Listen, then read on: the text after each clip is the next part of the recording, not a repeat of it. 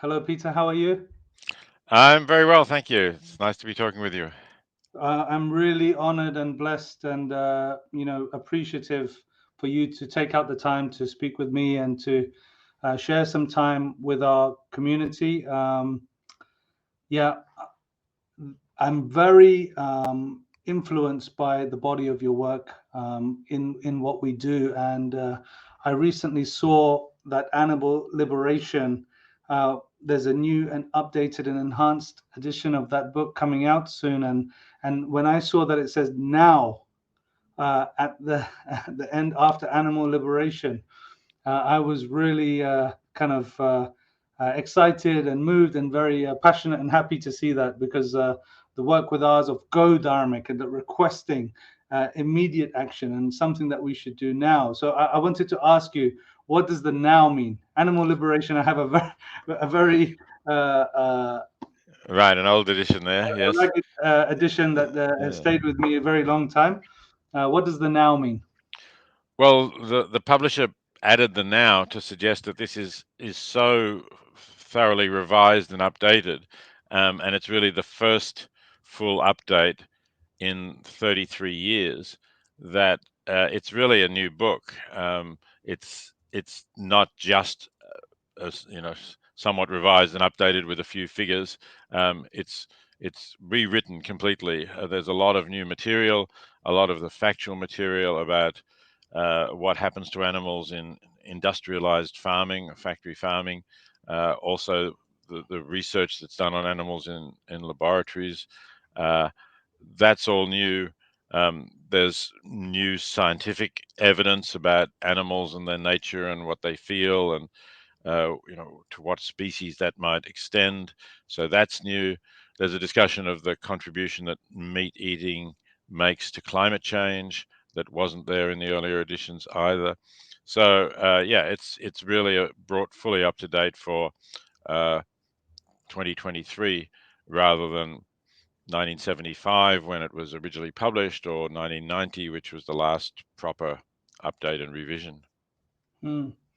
And when you say, starting with perhaps the last point of meat eating and climate change, um, I was at COP26 here in Glasgow, and I was kind of a little bit upset to see the lack of the animal industry being discussed at all at COP. I mean, there was beef and oysters being served at COP26, and even from many um, climate activists, environmentalists that I really admire and look up to as people who are really, raising their voice.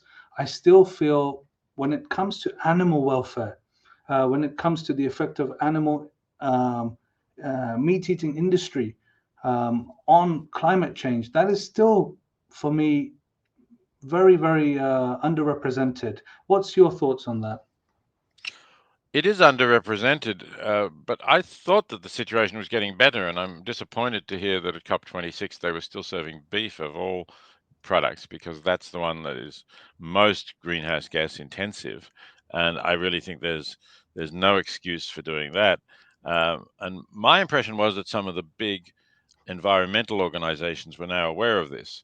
So 20 years ago, certainly, if you went to events organized by wildlife defenders or Sierra Club or whatever, those they would be serving meat, and it could be beef. But my impression was that over those 20 years, they have woken up to this, and they're now more likely to be serving something vegetarian, or if they are serving meat, it would be chicken rather than beef, which from an animal welfare point of view is certainly not an improvement. It's actually worse. But from a climate point of view, it's definitely better. Yeah. And what would you say from a meat eating perspective to perhaps this is more on the kind of moral conversation than to many Hindus and Buddhists and Sikhs in India? There's a large population who perhaps are vegetarian, but there's a large meat eating population that won't eat certain animals. So they won't eat cows, for example, or, in that way, sometimes quoting animal welfare, or sometimes quoting, consideration for the cow and historical significance in India. What would your um, comments be on that? Well, I am concerned with universal ethical arguments that don't depend on particular cultural traditions. Mm, And from that perspective, I can't see a reason why one would avoid eating cows but continue to eat other animals, whether those are, for example, pigs, but of course Muslims wouldn't eat because they're unclean, or Jewish people, um, uh, but or chickens, other very popular meat, or similar animals like buffalo or goat, or lamb. Um, I don't think we have any reason for saying that it's better to eat one rather than the other. I think the things that we ought to consider are, how are they raised?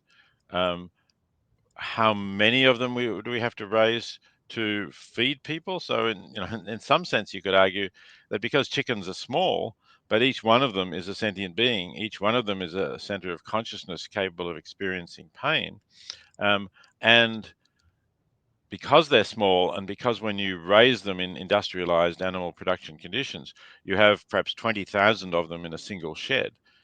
Nobody pays any attention to the individual welfare. So if a bird becomes sick, or because they are bred to grow so fast, their legs collapse under them and they can't move or get to food, nobody says, oh, here's a sick animal, we better either help it or at least put it out of its misery. mm, So I think there's actually a lot more suffering going on in chicken production than there is in beef production. Not that I'm defending or justifying beef production at all, but you can feed many more people from one cow than you can from one chicken. Um, and each cow is more valuable, so there is a bit more attention paid to the well-being of each cow, or at least to keep them alive until they get slaughtered. So, yeah, I would say from an animal welfare point of view, um, it's definitely not better, and arguably worse, to say I won't eat cows, but I will eat chickens. no, I And from a climate completely change agree. point of view, it's also, well, from a climate change point of view, it's good to say I won't eat cows, but if you have a lot of cows, and I have been to India and I know there are a lot of cows around, um, then that's still not good from a climate change point of view. Yeah, I love what you said. I completely agree, and I love what you said about being concerned for the universal welfare. Those words are echoed through many of the ancient texts of India, actually, as defining what Sanatana Dharma means. Being concerned for the universal welfare of all beings and working to relieve suffering.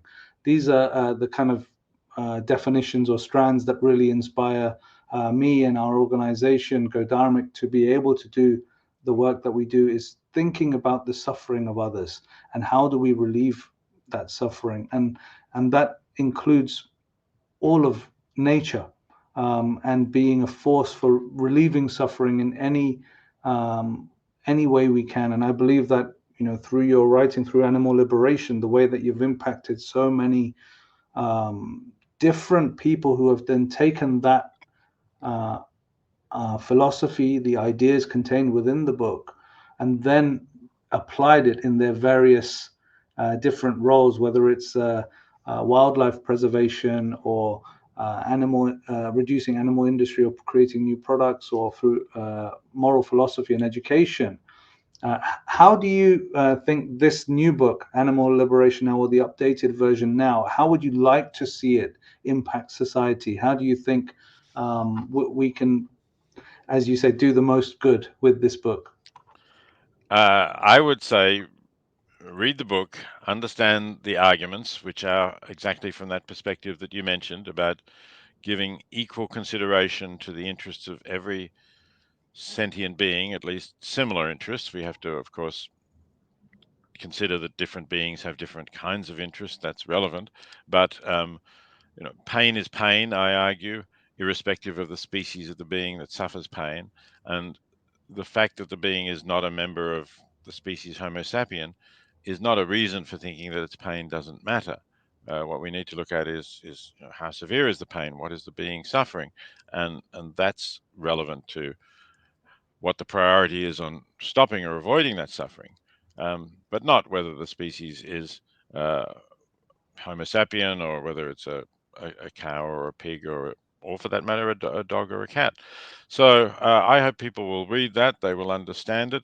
They will learn from the book that uh, the general attitude that we have to animals is not one that is defensible, that we can't justify the practices that we have with regard to animals, and that particularly includes the way we raise them for food, although also the things we do to them in the name of research. Uh, and then spread that message. If you think that I have that right, then talk to other people about it.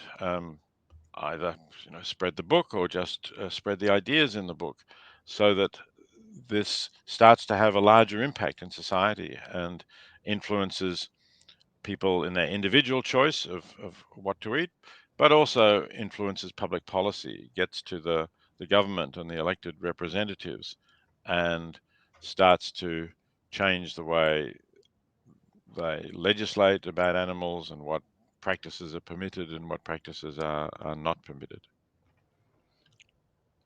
I think sometimes that many of these arguments in the previous book and you know in the new one are often very well articulated and common sense, and many will agree with them. But then actually acting upon that, that willful blindness, what would you say to that?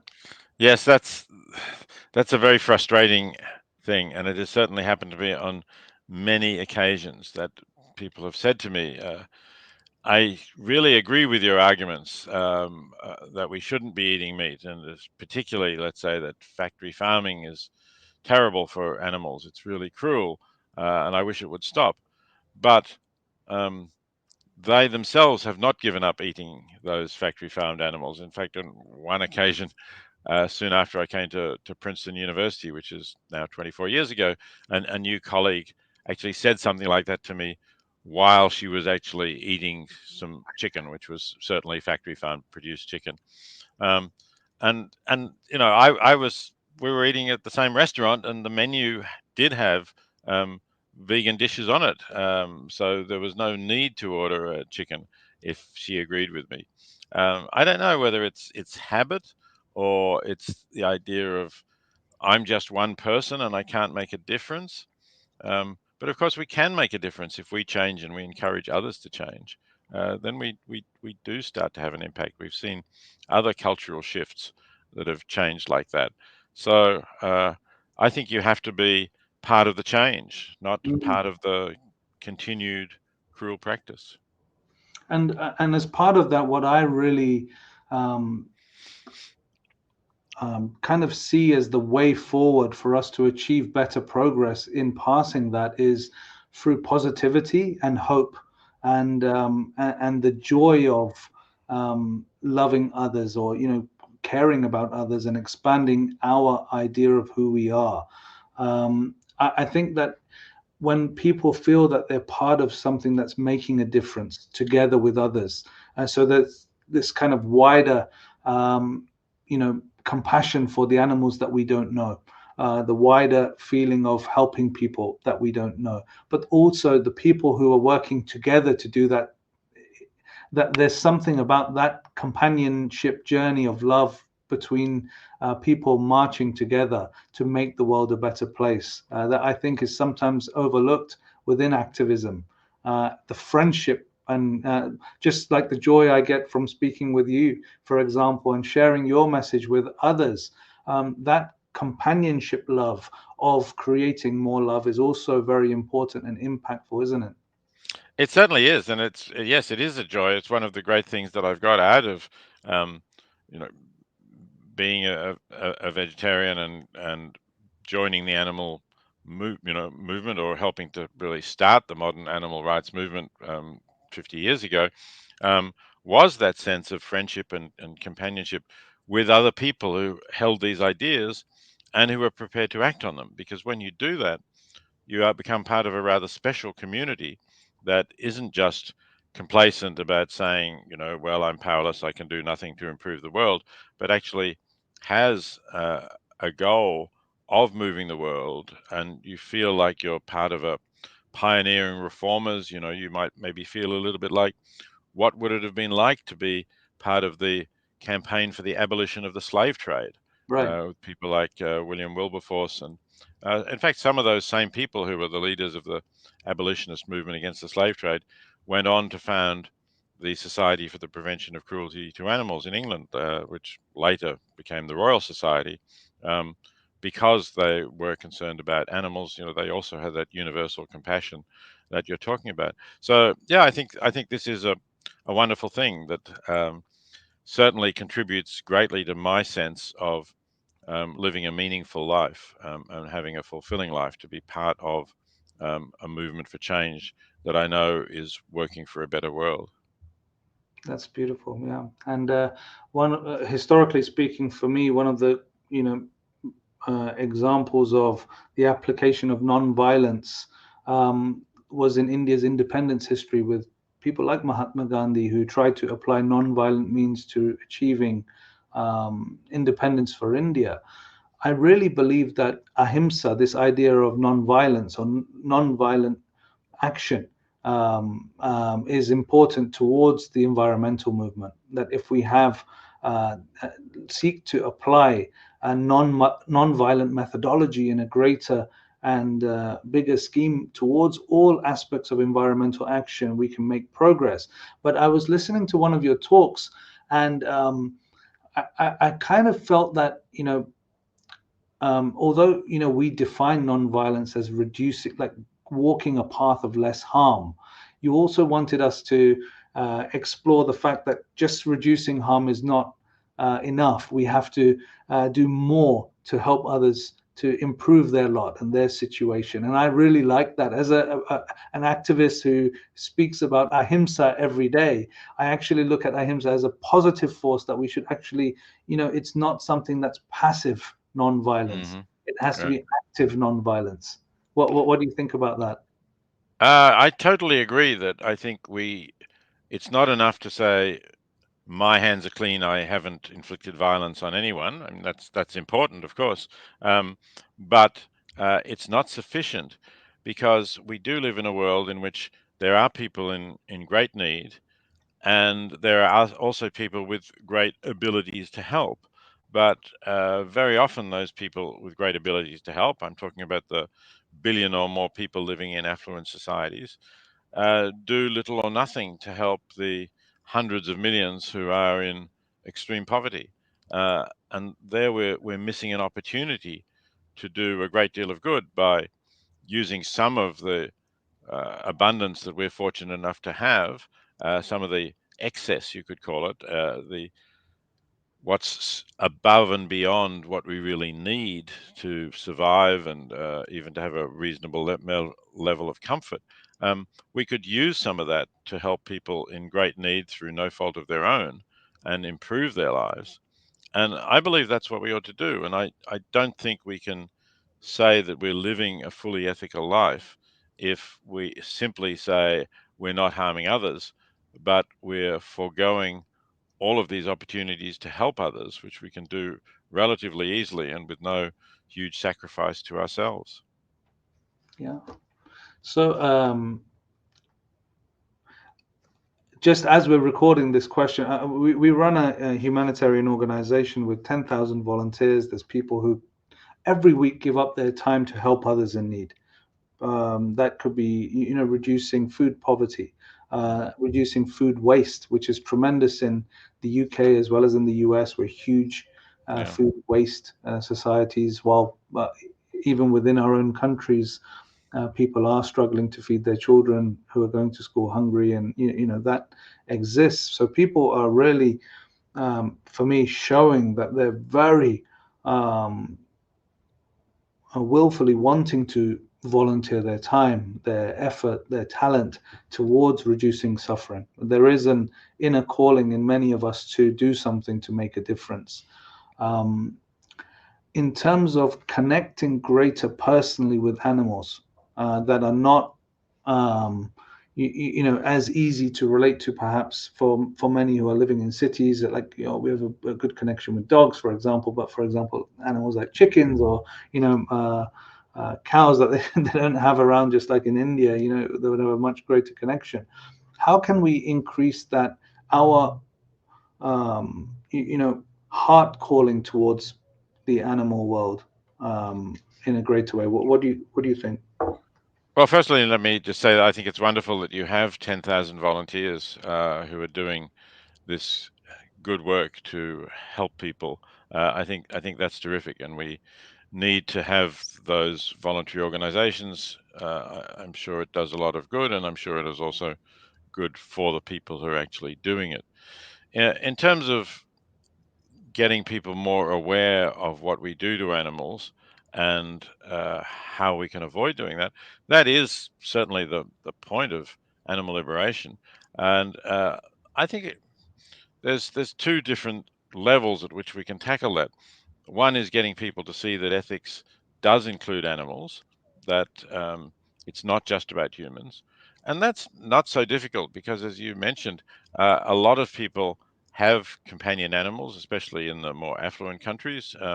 They have dogs or cats uh, who they care about a great deal.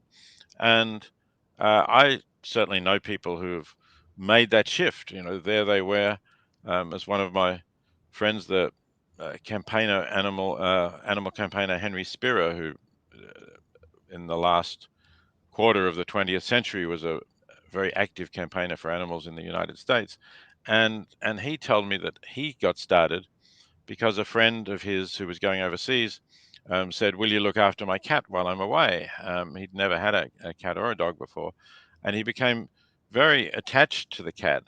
And then one day he realized that while he was caressing the cat and thinking how wonderful the cat was and relating to it as an independent being, here he was sticking his knife and fork into another animal who had also been an independent being, and no doubt was just as intelligent as the cat, um, and yet he was just eating a part of its body without really having thought very much about how it lived and died. So I think that can be a path for many people to be more aware of animals, to say, if you have cats and dogs and care about them, then think about the other animals who you're eating. They are also independent beings. So that's a path for some. But I also think it's possible to reach people who never think of themselves as loving or caring for a companion animal, but do think of themselves or want to think of themselves as an ethical person. And then I think it helps to understand the situation of animals by seeing it as analogous in some way to the situation of other humans who previously have been marginalized, disadvantaged, and even enslaved.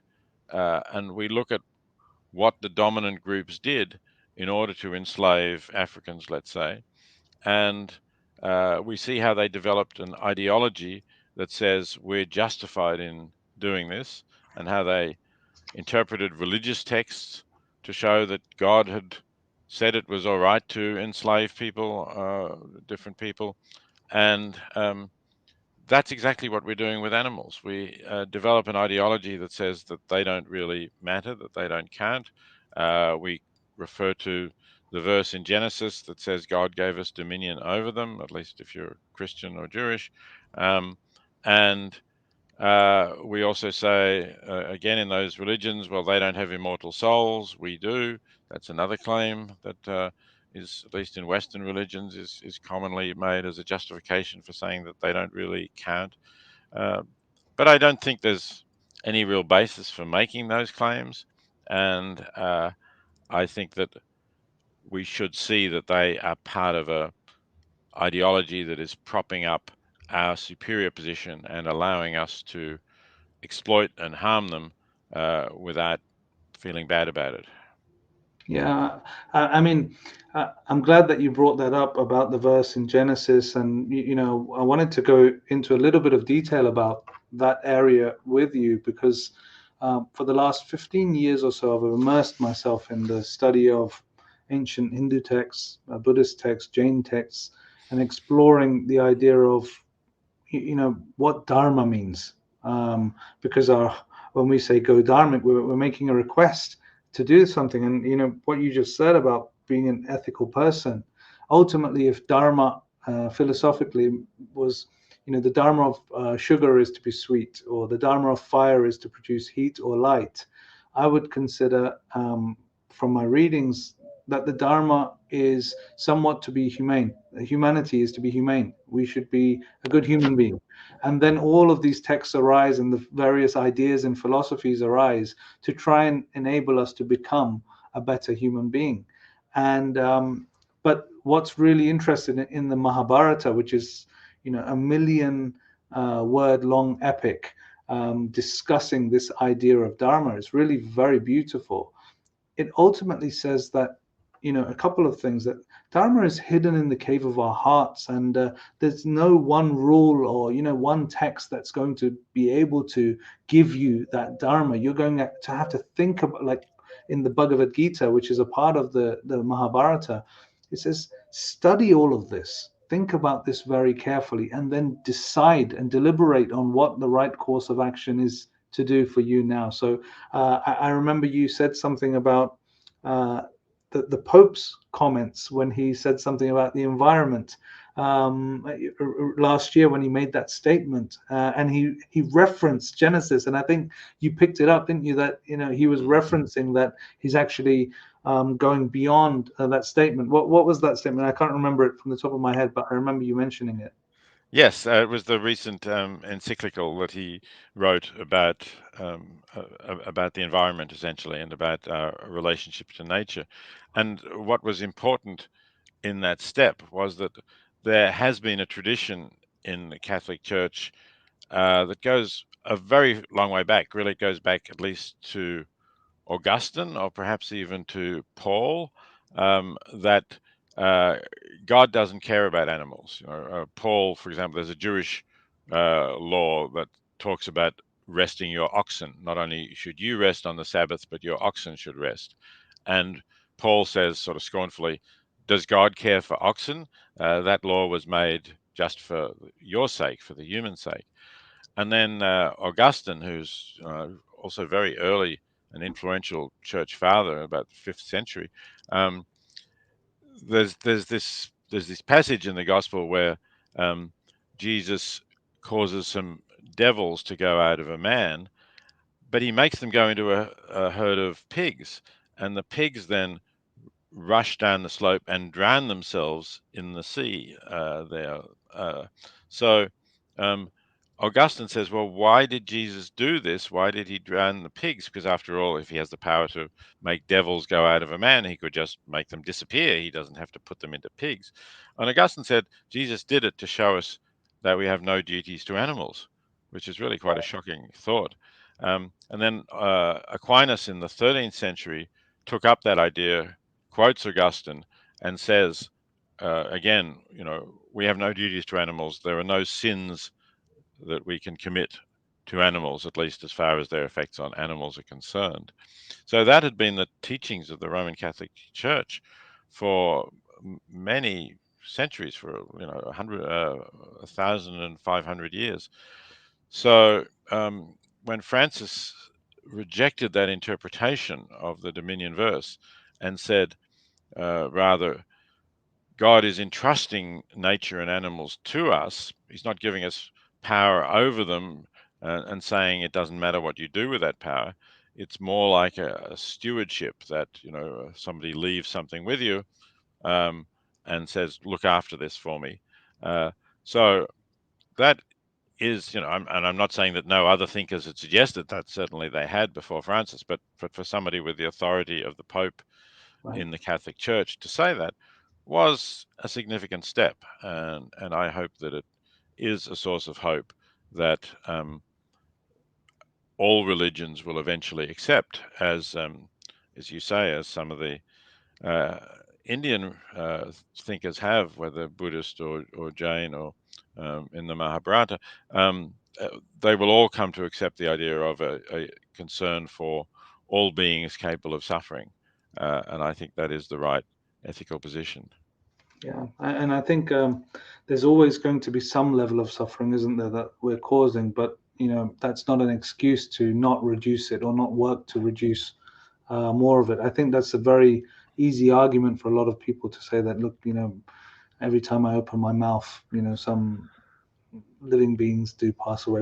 How do we approach this argument that many people tell? Well, I think you're right that we should minimize suffering in any case. Um, but as for these, microscopic living beings, the ones that you just referred to, that when I open my mouth, they may be dying. It's not clear that they are capable of suffering. I mean, I'm Right. not sure what view you have on that. It's certainly possible to have different views, but I think to be capable of suffering, you need to have a nervous system of some degree of complexity, and microbes, I don't think, have that. Um, one of the things that I do talk about in Animal Liberation now is more recent scientific understanding of suffering. Hmm. And in particular, I think it's significant, and this is a change from when I wrote the first version of Animal Liberation 50 years ago, that then I was not really even very confident about fish. I think fish probably did suffer, but there were certainly some people who'd questioned that. And now I think there's a lot more scientific research to show very clearly that fish are capable of suffering. And even to go beyond vertebrate animals, to some invertebrates at least. Octopus, for example, is clearly an intelligent animal able to solve novel problems. Uh, Seems very likely that an octopus is capable of suffering. Uh, and Some of the crustaceans, who again are often eaten and killed, say by being thrown into boiling water, lobsters and crabs. There's also good evidence that they can suffer, and the United Kingdom recently uh, passed a law about sentient animals, which for the first time included the cephalopods. That's the family that octopus belongs to, and what are called decapod crustaceans, basically 10-footed crustaceans, which includes lobsters and crabs. So I think that's progress. Um, Maybe there'll be further steps we should take that we haven't taken yet, but I think we should follow the science and give priority to those beings where there is strong evidence of a capacity to suffer. Yeah, I completely agree with you. And we don't know, the suffering level. Maybe science will evolve over the future. And I really see a great beauty in when somebody is moved to act, perhaps from things like religious tradition or spiritual idea, but then uses it with scientific evidence, to explore what is the latest science saying about. I think you mentioned to me many years ago about a Buddhist teacher that you were engaged in touch with. I think it was Vietnam, perhaps, or No, somebody. Taiwan. Taiwan, Yeah. and kind of using that, liberation philosophy to kind of Yes. apply it to older traditions, ancient traditions, and re-find old ideas and use them for inspiration. Do you think that's Yes. capacity in the world now? I certainly think that that's right. I think that there's that possibility. And in fact, thank you for mentioning Venerable Shi Chao Wei, who is the Buddhist monastic in Taiwan I've been in touch with. And she and I conducted a dialogue initially in person that was videoed at a Buddhist meditation retreat center in the mountains of Taiwan. And that was transcribed. And then we extended the dialogue for at least 5 years over email. And finally, we got it all together and submitted it to a publisher. And it will now be my next book after Animal Liberation Now, Oh, which is being published in 2 days' time. Um, in December, at the end of the year, I'm publishing The Buddhist and the Philosopher together with the Venerable Shi Chao Wei. And It's being published by Shambhala Press in the United States, and I hope that people are interested in this meeting of Western and Eastern ideas, we'll pick it up and That's so find some beautiful. interesting things I'm there. so glad to hear that, actually, because so for everybody, that is kind of listening here, we can, have a look at Animal Liberation now, and then Buddhist and the Philosopher later on in the year when that comes. Because for me, Go Dharmic is really a vehicle of that intersection of um, scientific thought, effective altruism, but based on this ancient Indian idea of Dharma, that Yeah. Yeah. our Dharma is to take it forward. And it's absolutely the word Sanatana Dharma, which many, because the word Hinduism doesn't actually exist. It's a foreign imposition on the traditions. There's nowhere in the Mahabharata or the Bhagavad Gita or the Upanishads or the Vedas that you find this tribe called the Hindus. Yeah. Everywhere is spoken of as Sanatana Dharma, and Sanatana means universal. It means everyone. It's inclusive of the whole universe, every living being. And then Dharma is our way or our purpose or the way that we should conduct ourselves. So for me, the Buddha spoke about Sanatana Dharma.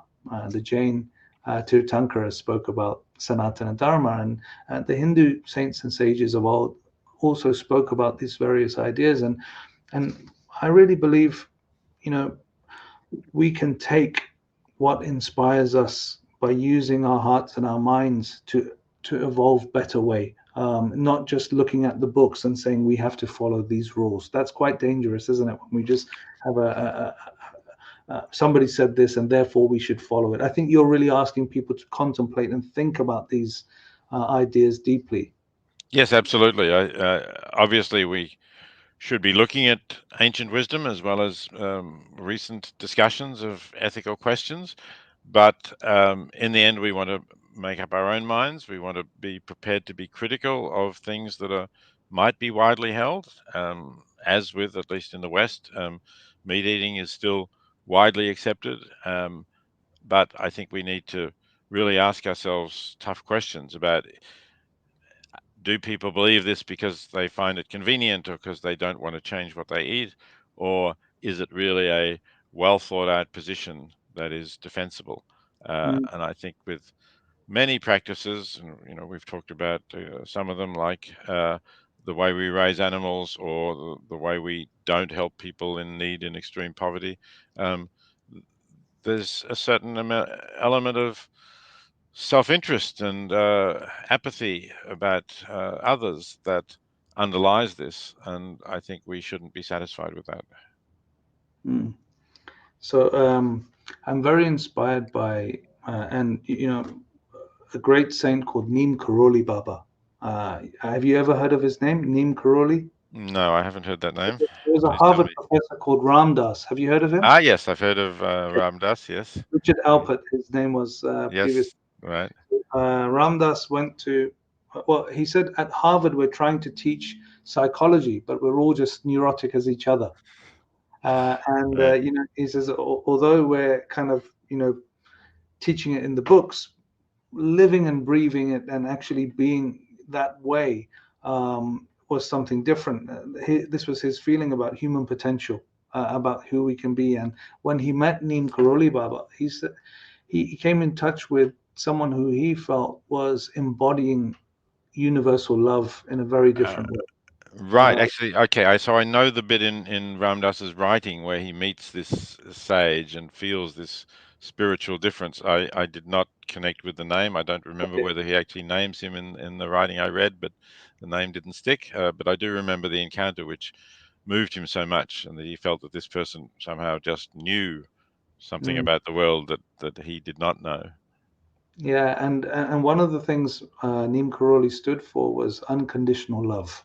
Hmm. He he wanted he never told anybody to do anything, but he expressed so much love for others that they felt it in his presence, kind of like the warmth of the sun. And many Christians who went there and spent time in his presence said, Neem Karoli Baba just spoke about Jesus so much and spoke about the love that represented. So, uh, and they saw they said even the Bible looked a very different book from up in the Himalayas, from Okay. what it was being taught in a kind of very mind-driven or power system, or kind of orthodox systems that can actually then isolate people, or kind of have treat people in an inhumane way even. This can also happen with animal movement as well. You can see sometimes vegetarians also become very aggressive in the way that they can to other people, and come with a lot of aggression, or treat people in kind of in a not in an ideal way, not in a humane way. I would like to see love expressed through social activism, and winning hearts as well as minds. How does that for you personally, and where do you see the power of unconditional love?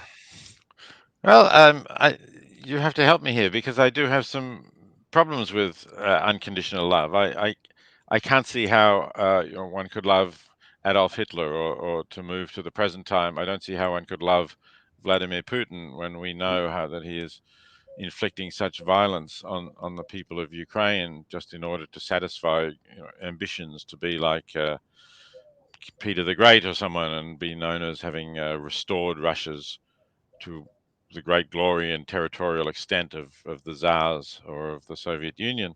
I, I just would not find it possible to be so unconditional in my love that I would love a person who's knowingly doing that.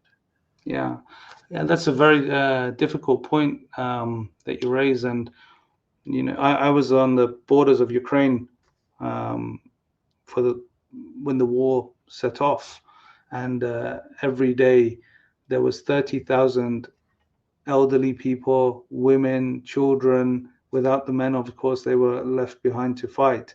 And as they poured through the borders, scared, with just handfuls of their possessions, rushing across the border into Poland.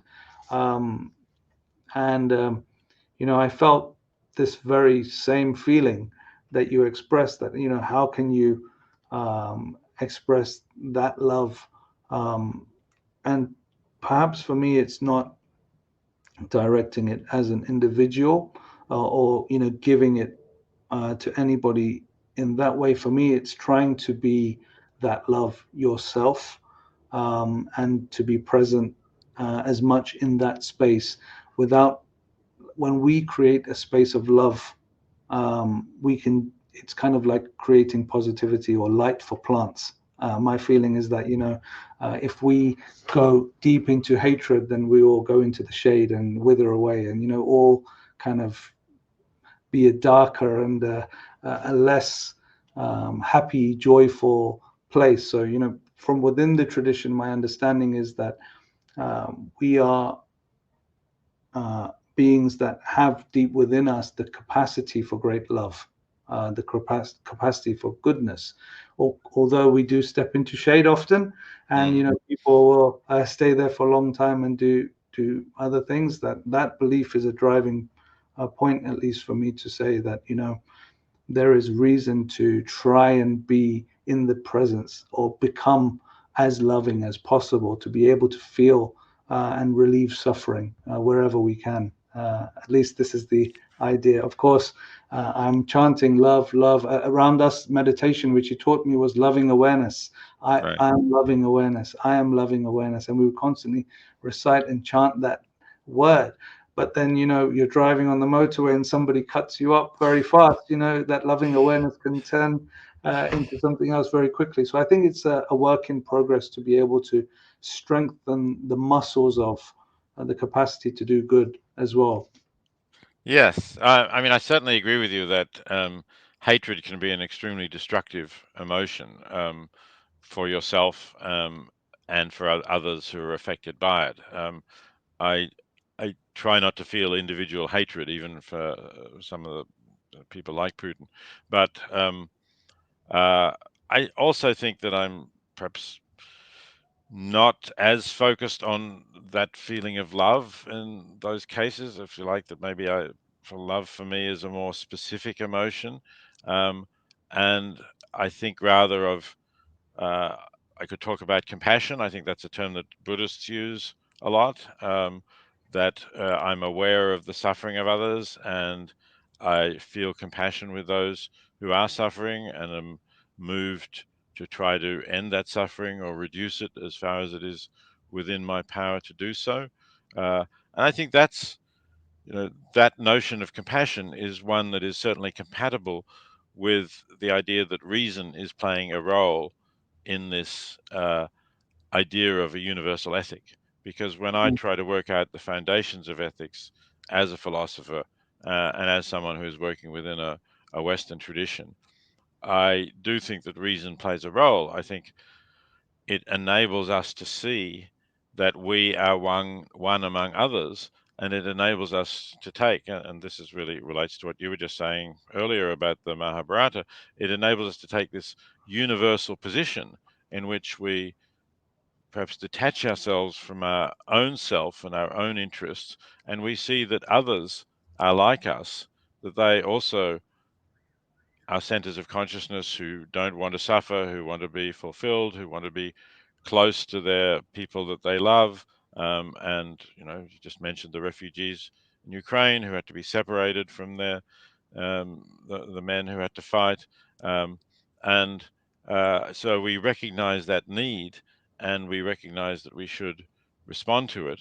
And I think that requires some of the capacities for reasoning, but it is also a kind of a feeling, a state of consciousness that is warm and uh, empathetic with all of those who are suffering. So I think it's a combination of reason and emotion.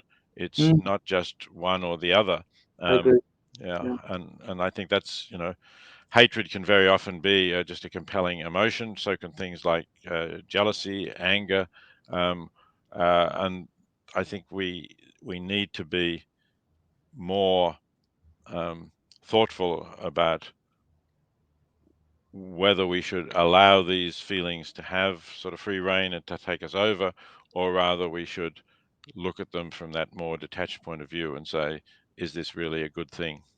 I love that. I love the whole idea of mixed, uniting reason and positive emotion for the welfare of the world Hmm. to act for that way. And as you mentioned, Mahabharata, a little spoiler alert in terms of the epic. If you do pick it up, it's a million word long, but it's a wonderful exploration of ethics, really. But the last story, the final part of that, is very relevant for animal liberation because right at the end, the great King Yudhisthira, who's the central character in the epic, Yudhisthira is walking up the Himalayas after giving up his kingdom and his rule and kind of renouncing the world. And as he's walking up the Himalayas, he comes across a dog, and this dog starts following him on his renunciation. And everywhere he goes, he just feeds the dog and looks after it, and kind of takes care of it. And when he reaches the top of the mountain, the king of the heavens, Indra, comes down to him and says, you're now, you've lived a good life, and it's time for you to ascend to the heavens and join us in the highest seats. You've lived a wonderful life. And Yudhisthira says, well, I'll definitely come with you, but I'd like to bring my dog. And it's a wonderful kind of, That's very yeah. ancient, story that's included in there. And Indra actually gets mad and says, we can't bring a dog to heaven. I'm actually written a children's book on this called Are Dogs Allowed in Heaven? And the idea that Yudhisthira postulates to Indra is that I've cared for this dog. This dog, look at its eyes. It's looking at me with so much love. It's here. It needs my help.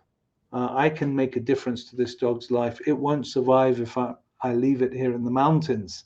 It needs me. So I'm happy to come if I can bring the dog. And Indra says, no, you can't bring the dog. So he doesn't go to heaven. He stays there, Well, and the dog manifests as Dharma, the god of Dharma, and right. in that story. So in a very beautiful, illustrative, allegorical manner, this text is teaching us to, almost the example that choosing the dog over even the heavenly choice, or that rewards of pleasure that one could be sold for a heavenly domain is actually a greater dharma, a greater purpose, a greater way of being. No, that is a wonderful story. Yeah, thank you. Thank you for telling me that. Because I'm not sure that I will find time to read a million word epic and get to the end of it. So I appreciate that you've. Well, that was something I just because we were talking about the older text, that Mm, this right. epic ends in that, the one of the last major parts of that epic ends in that way. Coming towards the end of our conversation, and I'd like to ask you some direct questions for people. I mean, I'm sure people ask you this all the time, but again, and you want them to think, and you want them to postulate ideas after reading the book, and really come up with their own ways of making change. But what would you like to see people actually do in their lives? What are some changes that we can make?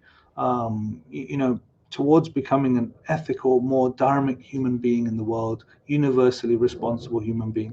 What are some of the important messages that you'd like to share? Thank you. I do think there are many important things that we can do. And let me just preface this by saying, clearly, your choices will depend on your circumstances. So if I'm about to say that it's better to avoid eating animals, then I need to preface that by saying I'm assuming that you can nourish yourself adequately without doing so. And there may be some people, when I say that, often people say to me, "Well, what about the Inuit people who, live in the icy regions where they can't grow plants and they, have to kill seals or fish or something in order to survive," and as if that's somehow a refutation of the idea that we should all be vegetarian. Well, yes, if you need to do it to survive, that's a different question. But if, like, billions of people, you do have choices. You can walk into supermarkets or other stores, and you can either buy meat or you can buy plant foods that you can adequately nourish yourself from, and even there are a lot of new plant-based vegan foods out in supermarkets in Western stores. But even traditionally, you could always buy lentils and rice. And actually, one of my favorite vegan dishes is dal, served over rice with some lime pickle and some papadums. I think it's a great meal. So you don't have to use these new plant-based products.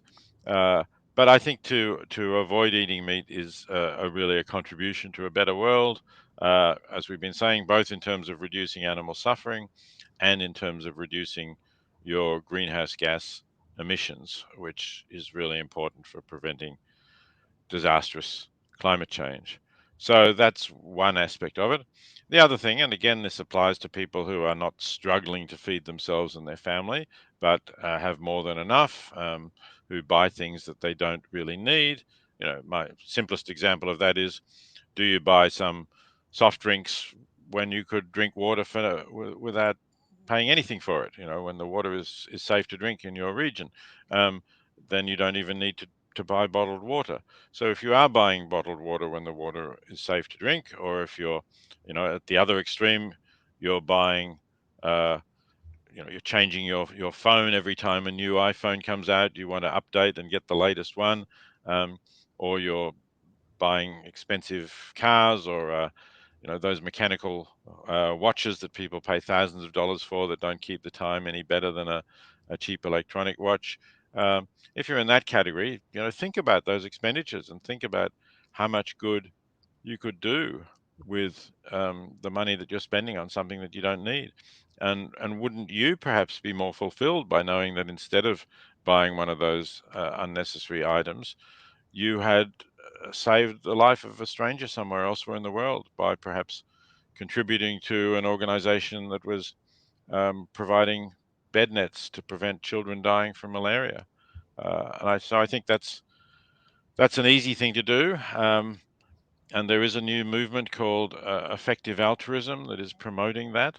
Um, promoting altruism, which has been around for a very long time, but to promote the idea of effectiveness, it's important to know which of the organizations, if you have money to contribute, to donate to a charity, which are the most effective ones. And I founded an organization called The Life You Can Save, which, if you go to thelifeyoucansave.org, you will find a list of independently assessed and audited charities that you can rely on to be doing really good value for anything that you give. So I would also encourage people to think about giving and giving effectively. That's wonderful. I actually used to be a financial markets trader. That was my career. And I gave up to start Go Dharmic and work on that full time. And, one of the arguments one of my friends once asked me was that you said you're interested in effective altruism, but you should have stayed as a trader, earned the money, and donated it compared to trying to. He was a trader as well, and said you should have uh, donated the funds instead of doing the work that you're currently doing now, exploring Dharma and all the humanitarian relief work. And my answer to him was that actually, I'm trying to do double down in a sense, and uh, my role now is to get more traders to give their funds Right, towards the cause. exactly. Yeah. Yeah, So and if you have built a community of 10,000 volunteers, you've probably done far more good than however wealthy you would have become than you could have done. But yes, I think it's if you have the talent and ability to earn a lot of money, then and give away, and you have the character and desire to give away a lot of it, that's certainly a good thing to do. But it's also very good to work for organizations that are spreading that message and doing good directly. yeah. We can do both of we can do either of those things can be a good ethical life. Absolutely, and I think in considering time in the world when we can reach people who are in perhaps in influential positions, sports people, or celebrities who then use their favorable position in terms of audiences to give their time and their talent towards causes like um, fairness for animals and animal welfare and environmental welfare, then that's actually where I think we can, really drive effective altruism home in a much greater way. Is leveraging these great networks and people who have that position to make a real difference, not just from smaller donors, but actually when it becomes a part of a popular mindset in the world, we can really make a big difference. Oh yeah, that's quite right. And in fact, there is an organization that was started by Mark Daniels, a New Zealand tennis player who won a bronze medal in the Olympics for doubles tennis. And he started this organization called High Impact Athletes. And the high impact that he's talking about is athletes who donate a percentage of their earnings to charities and organizations that have a high impact.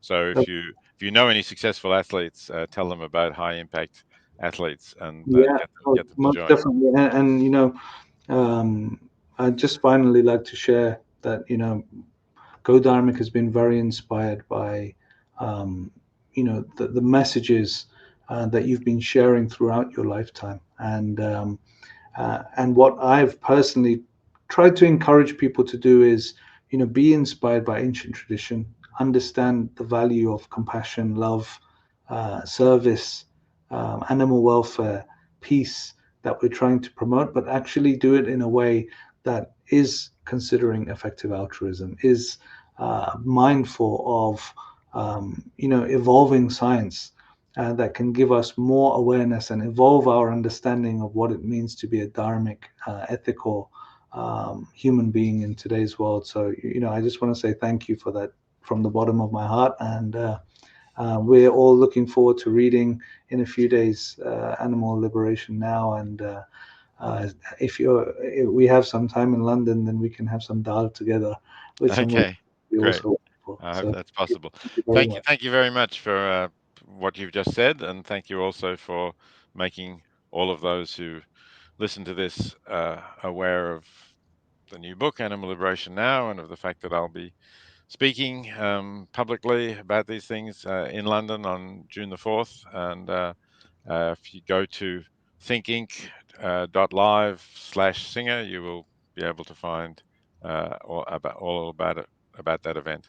So it's at the Hackney Empire, and it's June the 4th. June the So 4th in London at the Hackney Empire, and that's right. we'll be sharing the link to be able to attend. And Professor Singer's kindly offered a discount to everybody within the Go Dharmic community to be able to join that event as well. So please do be there in Hackney Empire on June the 4th, and look out for the book in a few days. Great. Thank Thanks you. very much then. Bye. Thanks. Take care. Bye.